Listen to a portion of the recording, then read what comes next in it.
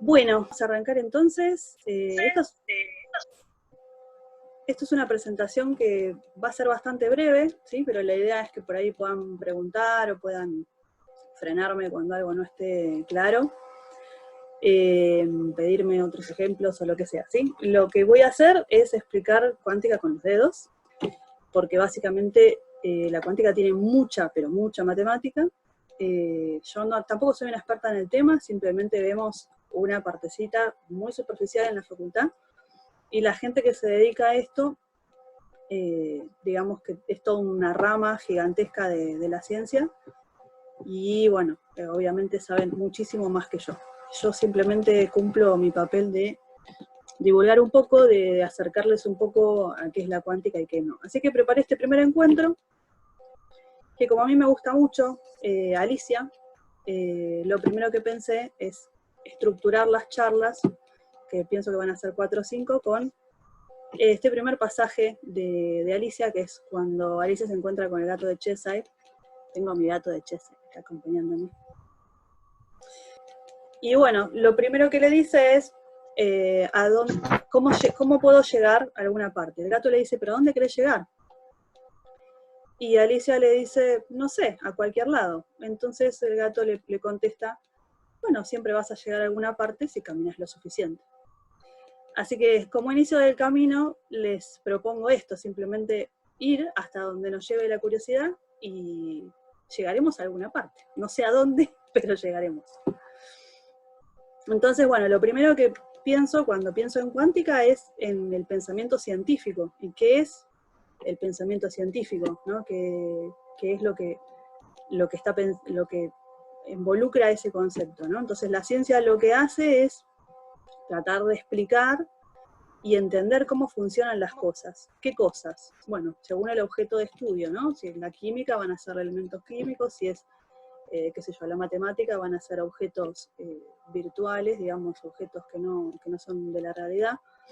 Y la física, en general, lo que hace es entender los fenómenos físicos de la naturaleza, que pueden ser desde por qué se cae una manzana hasta por qué un rayo de luz es rojo. Entonces, lo que hacemos en la física, yo siempre les digo a los pibes, es nosotros no vamos a estudiar la realidad, vamos a entender, hacer un modelo en el cual entendemos de alguna manera la realidad. Ese modelo tiene, por supuesto, limitaciones, y si yo quiero extrapolarlo fuera de esos límites, no va a funcionar, ¿sí? O sea, el modelo está pensado para un campo de estudio, para un área. Y en cambio, en las pseudociencias van a coexistir modelos que hablan de lo mismo y que sin embargo dicen cosas diferentes. Y en general en la pseudociencia rige el principio de autoridad. Ah, lo dijo fulano. Si lo dijo fulano, está bien, ¿sí? Y no discuto esa autoridad, a menos a que alguien que, bueno, sea muy evidente que lo que lo está diciendo es una pavada. Entonces, bueno, vamos a hablar de qué son métodos científicos, ¿sí? Un método científico, esta es una posible estructura, hay muchas según lo que estudiemos. Yo primero observo un fenómeno de la naturaleza, lo miro, digo, a ver, ¿y esto cómo puede ser? Entonces ahí me pregunto y digo, bueno, formulo una hipótesis, digo, bueno, esto pasa porque tal cosa. Creo un modelo de eso. Crear un modelo generalmente es crear una idea que no estaba antes, usar un modelo. En física van a ser modelos matemáticos, ¿sí? Van a ser formas geométricas, van a ser ecuaciones, van a ser leyes de distintas cosas, pero en general el lenguaje de la física es la matemática. Y después de crear ese modelo, lo que tengo que hacer es medir. Yo lo que hago es, tomo ese fenómeno de la naturaleza, hago mi modelo y después mido a ver si lo que yo predije que va a pasar es verdad, ¿sí? Y eso significa validar el modelo. Entonces yo hago toda la medición, hago el análisis de datos y lo contrasto contra el modelo que acabo de crear. Y después lo que voy a hacer es contrastar con otras personas, ¿sí? O sea, si yo hice un experimento en un laboratorio y me dio una cosa nueva, algo interesante que puedo mostrar, lo voy a publicar en una revista o lo voy a comentar a mis colegas, mira, a mí me dio esto, y mis colegas podrán hacer el mismo experimento, repetir las condiciones y decirme, no, mira, a mí me dio algo diferente, o decirme, sí, me dio parecido, pero hay que ajustar tal cosa, o sí, la verdad que me dio igual a lo que vos decís.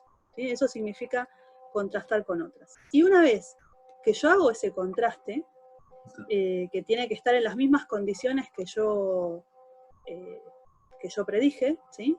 Las mismas condiciones que yo dije que iba a hacer,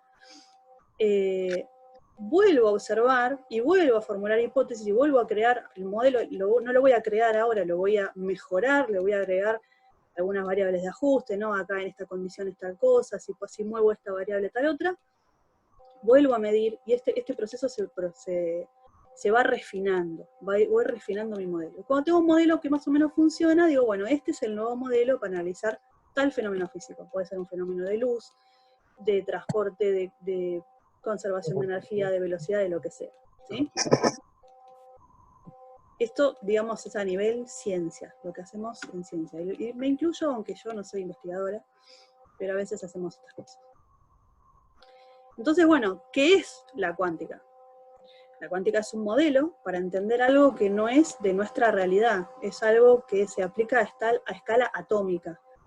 ¿Qué quiere decir? Que todo lo que yo prediga de ese modelo no lo puedo ver con mis ojos y decir, ah, funciona de esta manera, necesito las condiciones experimentales en las cuales se crearon ese modelo, y la cuántica tiene múltiples interpretaciones, ¿sí? O sea, tiene por lo menos 10 interpretaciones diferentes, de las cuales, por ejemplo, en la Facultad de Ingeniería solamente vemos una de ellas, la interpretación que es más funcional, la que nos da un resultado que podemos comprobar, medir, y todas las otras interpretaciones a veces son de índole filosófica o consecuencias de la cuántica que tienen que ver con qué es un experimento, cómo se mide ese experimento y quién es el observador.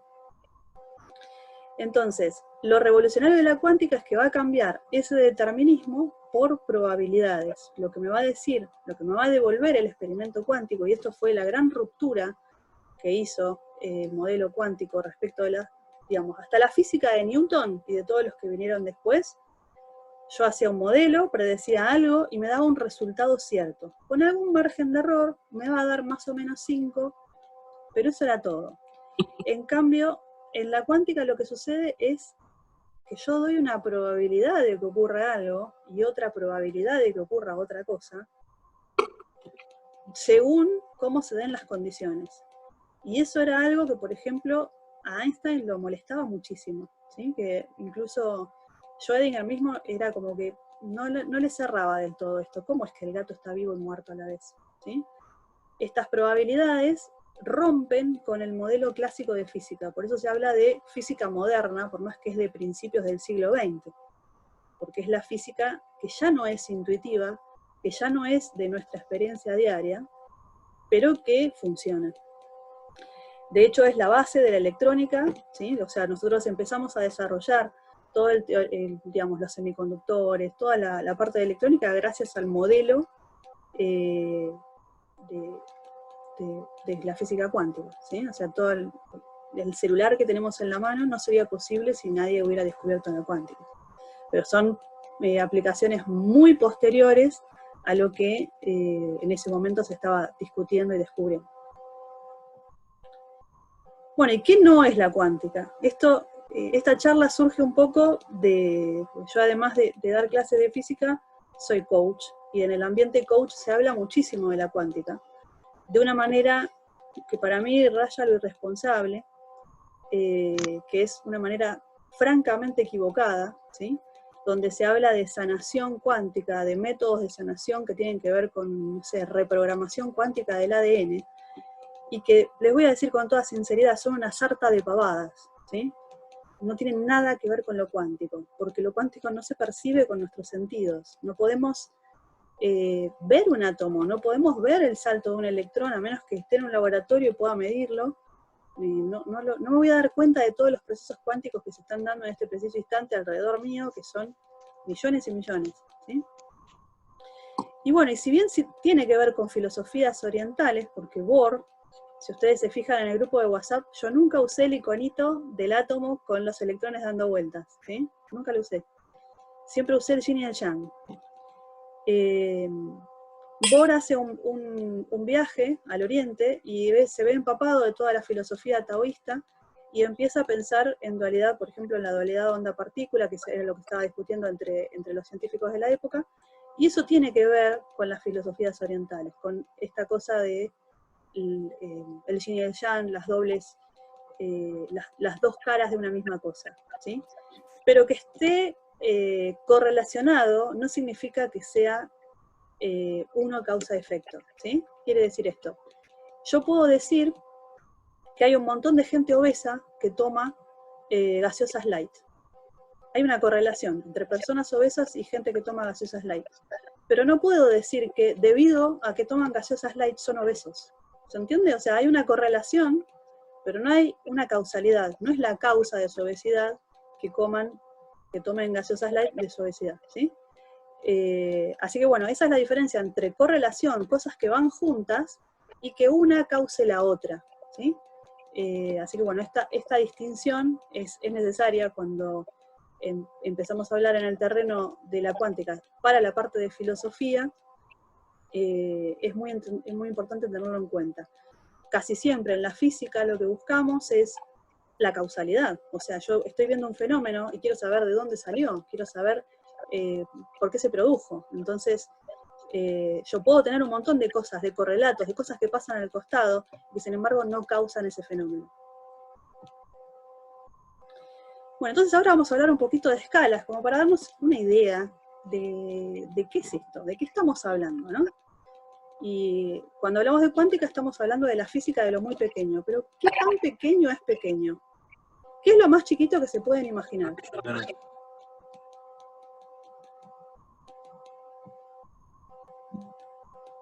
Hablo de imaginación de ustedes, ¿sí? ¿Qué es lo más chiquito que se pueden imaginar?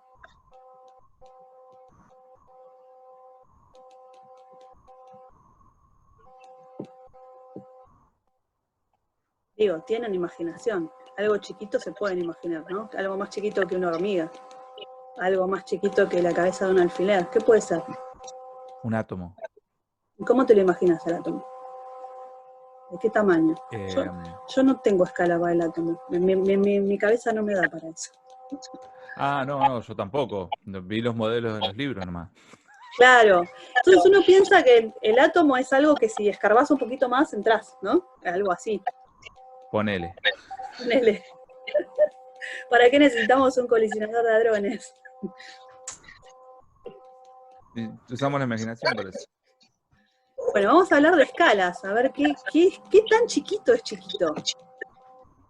¿Qué tan chiquito es un átomo? Bueno, si un átomo fuera del tamaño de un estadio de fútbol, y para los que vivimos en La Plata, o los que estuvimos alguna vez en La Plata, imagínense el estadio de La Plata, ¿sí? Los electrones están en la parte alta de las gradas, están allá arriba, y se ven como la cabeza de un alfiler. Eso sí se lo pueden imaginar, ¿no? Imagínense la cabeza de un alfiler o una amiguita de pan en lo alto de una grada. El núcleo va a estar en el centro del campo y tiene el tamaño de una arveja.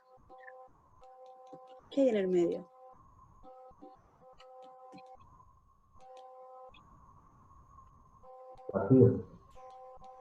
No hay nada, ¿sí? Pueden decir que hay campos electromagnéticos, que todo lo que quieran, pero materia no hay.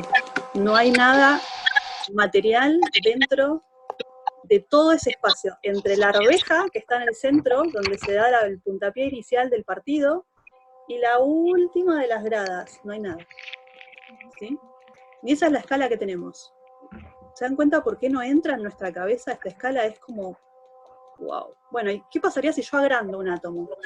Si yo agrando un átomo, otra comparativa que podemos tener, si el átomo fuera del tamaño de una manzana, el sistema solar entero cabería en nuestra mano. ¿No es descomunal eso? Yo cuando vi estas comparaciones me quedé como 5 minutos tildada mirando a la pared. ¿What? Una manzana contra el sistema solar, ¿sí? Bueno, no contamos Plutón porque lo han exiliado del sistema solar, yo lloro por Plutón todavía, pero digamos, desde el Sol hasta Neptuno sería la distancia de nuestra manito, ¿sí? Imagínate, el Sol acá, Neptuno acá, todo esto porque nuestras manos están compuestas de manzanitas. ¿No es re loco? Bueno, por eso les digo que es algo tan chiquito, que a mí se me escapa de la imaginación. Yo me puedo imaginar 500 kilómetros, me puedo imaginar 5.000 kilómetros. Ya imaginarme el sistema solar es como mucho, ¿no?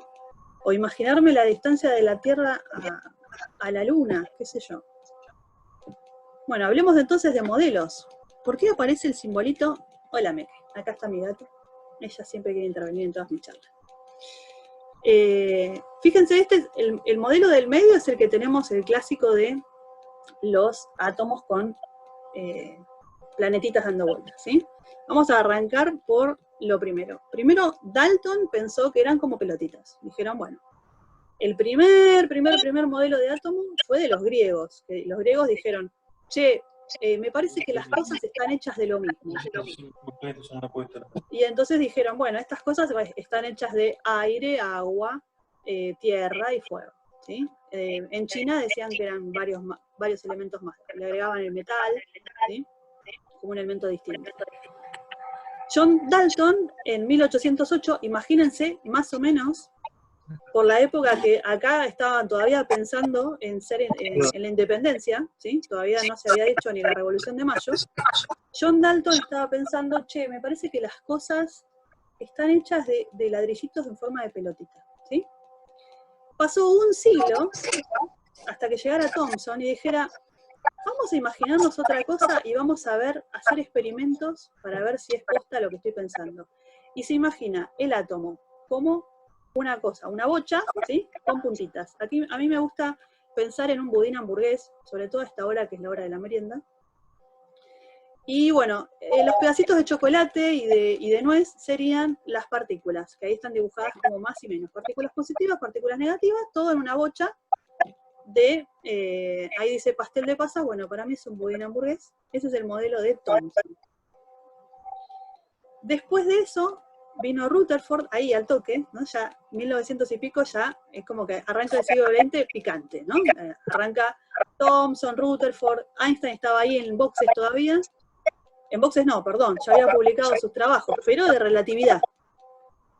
Que quizás en otro encuentro podemos ver qué relación hay entre ellos.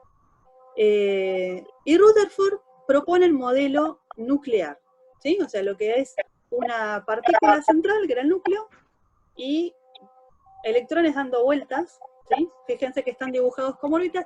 Este es el clásico icono, energía atómica, pin, ciencia, pin, física, pin. Siempre le ponen este modelo atómico que es de 1909, gente, o sea, ya fue. ¿Cuál era el problema de Rutherford? El problema de Rutherford era que si los electrones estuvieran dando vueltas, ¿sí? Y esto eran electrones cargados, ya por ahí ya estaba descubierta la teoría electromagnética, estos electrones estarían irradiando energía y caerían hacia el núcleo. Entonces, el modelo de planeta, que cerraba re lindo, era re bonito y está buenísimo para explicar con la primaria, no anda. No anda porque en ese modelo los electrones terminan cayéndose al núcleo por una cuestión de atracción gravitatoria, ¿sí? Bueno, entonces vino Bohr y dijo, bueno muchachos, yo voy a proponer otra cosa, y acá fue donde la cabeza hizo, ¿no? Yo voy a decir que esos niveles de energía va a haber un primer nivel, otro primer nivel de energía, y va a haber cosas que pasan entre esos niveles de energía, pero en el medio no va a haber nada. ¿Cómo que no hay nada, don Bohr? No va a haber nada. No hay materia. ¿Y qué pasa cuando pasás de un nivel a otro? Cuando a un electrón se le ocurre saltar. Y bueno, para empezar, que para pasar de un nivel a otro necesitas energía. ¿Y esa energía, de dónde la vas a sacar? Ahora lo vamos a ver. Y después llega Schrödinger, que ya vino Schrödinger, muchachos, acá vengo a patear el tablero. Nada de esto que estamos viendo es determinista. Todo es una probabilidad, vamos a ver si el electrón está, si el electrón o lo observamos está, por ahí lo observamos y no está. Eso es lo que dice Schrödinger, ¿sí? Es una nube de electrones. Lo complicado de dibujar esto es que uno se tiene que imaginar el centro como algo que está, digamos así, y el electrón es una nube, imagínense una nube, ¿sí? Digamos, en una cierta, como un cascarón, ¿sí? Como un cascarón, donde el electrón puede estar en cualquiera de esos lados, yo no sé dónde está. Y hasta que no lo observo, no sé si está ahí o no está. Y ahora entramos a un tema que es bastante áspero.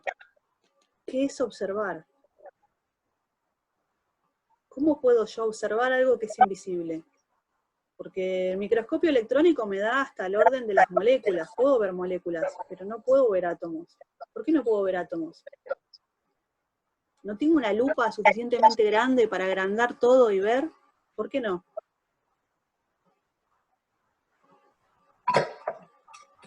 ¿Qué se les ocurre? Hago una lupa del tamaño de una casa. ¿Por qué no puedo ver un átomo? Porque lo primero que nos tenemos que preguntar es, ¿qué es ver? ¿Cómo hacemos para ver?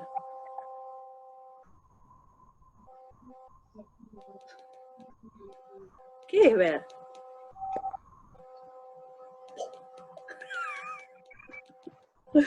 Percibir. Bien. ¿Buscamos sinónimos o explicamos el fenómeno? No, tengo justo el diccionario de sinónimos acá y bueno, lo quería usar. ¿Cómo hacemos el truco? O sea, ¿qué es esto? Esto que tenemos acá, ¿qué es? El iris. Y adentro del iris, la pupila, que es un agujerito. Y todo este Sí, coso que es una lente. Y en el fondo de sí. ojo, ¿qué tenemos? Un ojo, acá está la lente, y acá está el fondo de Sí, ojo. La luz pasa y sí, llega hasta el nervio de óptico, ¿no? Y ahí vemos. Y se pasa la sí. señal al cerebro. Yo nunca voy a saber si lo que veo yo es lo mismo que ve Claudio, Luciano, Ignacio. No lo sé. Porque en realidad mi fenómeno cerebral, capaz que yo veo mi pelo azul y ustedes lo ven rojo, pero todos acordamos en qué es azul. No sé, es una experiencia humana. Medio lila. Bueno. Bueno, pero eso que está llegando al nervio óptico, ¿qué es? Luz, ¿Y qué es la luz? onda. Ah, ahí entramos en otro terreno. ¿Es una onda o es una partícula? Bueno, el tema es que la luz que está llegando, vamos a pensar por un momento que son partículas, ¿sí? Por un ratito. Son fotones, ¿sí? Que llegan ahí. Son del orden de estas porquerías que están adentro del átomo. Son más o menos igual de chiquititas. Entonces, ¿cómo voy a hacer para, con esas pelotitas que son del mismo tamaño que un átomo, ver un átomo? O sea, tendría que chocar la luz contra el átomo y volver a mi ojo, ¿sí? Porque, digamos, esto es una fuente de luz, ¿sí? Ahí se me asustó la gata. Todo lo demás, ustedes ven mi pelo por el reflejo de la luz que entra a sus ojos, ¿sí? Yo no emito luz, bueno, emito un poquito, porque soy un ser de luz. Pero emito poquito, ¿sí? Todo lo demás es el reflejo de la luz. Entonces yo tendría que iluminar el átomo, que me devuelva la luz, pero no puedo hacer eso. Bueno, entonces, ¿qué hacemos? Lo que hacemos es ver otras cosas, y lo que hacemos es romper átomos para ver cómo están hechos adentro. Y este es un ejemplo de qué pasa cuando la luz llega a un átomo. Este es el modelo de Bohr.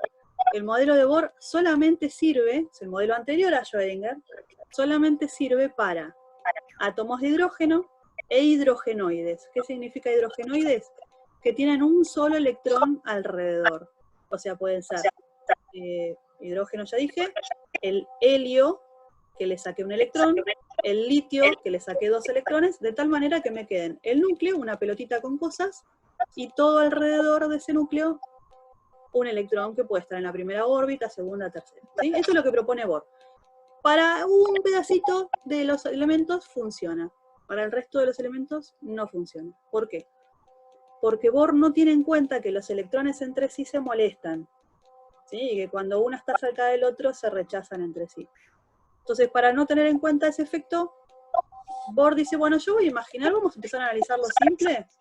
Total, el hidrógeno está en todos lados, es más común que la estupidez.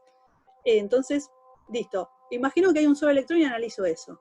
Si yo le pongo luz a ese electrón y esa luz es de una frecuencia adecuada, el electrón hace pop y sube a otra órbita. Y cambia su órbita.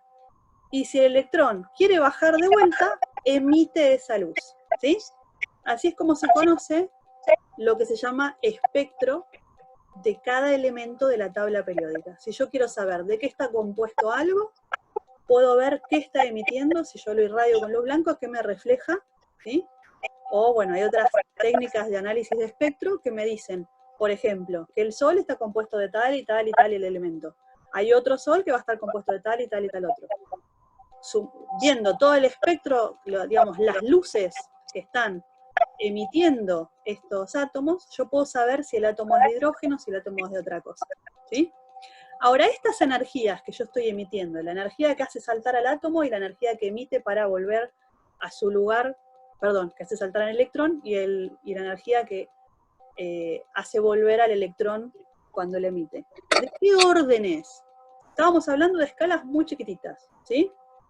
Bueno, las energías involucradas son del orden de los electronvolts. Los electronvolts es una unidad diminuta, son 10 a la menos 19 joules, de nuevo, estamos en otra cosa inimaginable, una unidad que, ¿qué demonios es esto? Primero, ¿qué es un joule? Un joule puede ser, digamos, comparado con si yo levanto algo de 1 kilo hasta 1 metro. ¿Sí? Si yo levanto esto en contra de la gravedad, 1 metro, eso es un joule. Estoy hablando de algo que es un 1 seguido de 19 ceros, más chiquito que eso, para la escala atómica. ¿Se dan cuenta que si yo hice esto, ya hice 10.000 interacciones atómicas con la superficie de mi piel, pero gigantescas a nivel electronvolt? ¿Sí? Esto es gigante a nivel atómico. Y por eso es que, volviendo al inicio, yo puedo decir que toda esta cuestión de la sanación cuántica no tiene una mierda que ver. Porque si yo tomo una gota de agua ya en mis procesos químicos que son del orden de los quizás milijoules, que son una gigantosidad para el átomo, ¿sí? Entonces no tiene nada que ver con la cuántica, estamos hablando de escalas increíblemente diferentes. Bueno, ¿cómo termina esto? Ya nos queda poquito tiempo. ¿Cuál es el límite de esto? ¿Hasta dónde queremos llegar? ¿Hasta qué punto queremos llegar? ¿Podemos pensar de la parte de física en la parte de filosofía? ¿Qué es el observador? Si el observador para medir algo tiene que romper el átomo, tiene que irradiarlo de luz, tiene que perturbarlo, el observador es parte del experimento en este momento. En la física clásica el observador está afuera, Descartes, ¿no? El observador está afuera, es un ser inmaterial que está observando y el fenómeno ocurre acá. Ahora el observador se metió adentro del fenómeno y perturba lo que quiere medir para ver qué pasa. Entonces es imposible medir un experimento limpio, siempre voy a estar rompiendo algo. Y después cuando hablamos de grande y pequeño, ¿qué es lo grande? ¿Qué es lo pequeño? ¿Qué tan pequeño? ¿Cuál es la escala que es cuántica y cuál es la escala que deja de ser cuántica? No hay un límite que es de acá para allá y de acá para allá. Hay toda una zona de grises, ¿sí? Donde hay un efecto cuántico, hay un efecto clásico, no sé, ¿sí? Que está en el orden de algunas moléculas. Y bueno, lo que mencionaron por ahí, de la luz, onda y partícula. ¿Por qué hablamos de onda versus partícula? Son dos modelos. Así que bueno, hasta aquí mi charla, y bueno, espero que en la siguiente se animen a protagonizarlo un poquito más, ¿sí? Lo que quiero que me digan ahora es la misma pregunta que hizo el gato de Cheshire: ¿a dónde quieren ir? Donde ustedes me digan, yo voy a ese lado y preparamos la próxima charla. ¿Qué les parece?